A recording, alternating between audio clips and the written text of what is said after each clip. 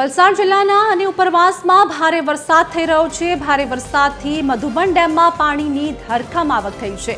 મધુબન ડેમના 8 દરવાજા ખોલાતા દમણગંગામાં પૂર જોવા મળી રહ્યું છે, જેમાં ડેમમાંથી 1.5 લાખ ક્યુસેક પાણી છોડાતા તંત્ર હવે સતર્ક બન્યું છે।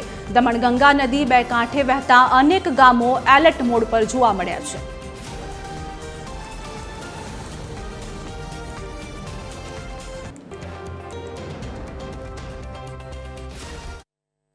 ઉપરવાસમાં થઈ રહેલા ભારે વરસાદને કારણે મધુબન ડેમમાં પાણીની આવકમાં સતત વધારો થઈ રહ્યો છે, ત્યારે ડેમનું રૂલ લેવલ જાળવવા અને ડેમની સલામતીના ભાગરૂપે તંત્ર એલર્ટ છે। અત્યારે ડેમમાંથી સતત પાણી છોડવામાં આવ્યું છે। ઉલ્લેખનીય છે કે ડેમમાં અત્યારે 1.25 લાખ ક્યુસેક પાણીની આવક થઈ છે, ત્યારે ડેમના 8 દરવાજા ખોલવામાં આવે છે અને ડેમમાંથી 1.5 લાખ ક્યુસેક પાણી છોડવામાં આવતા દમણગંગા નદી હાલ રૌદ્ર સ્વરૂપે વહેતી જોવા મળી રહી છે। આ તમામ પરિસ્થિતિને ધ્યાને રાખીને તંત્ર એલર્ટ મોડ પર છે અને સાથે જ જે નદી કિનારા વિસ્તારના જે ગામો છે ત્યાં લોકોને સાવચેત રહેવાના સૂચનો કરવામાં આવ્યા છે।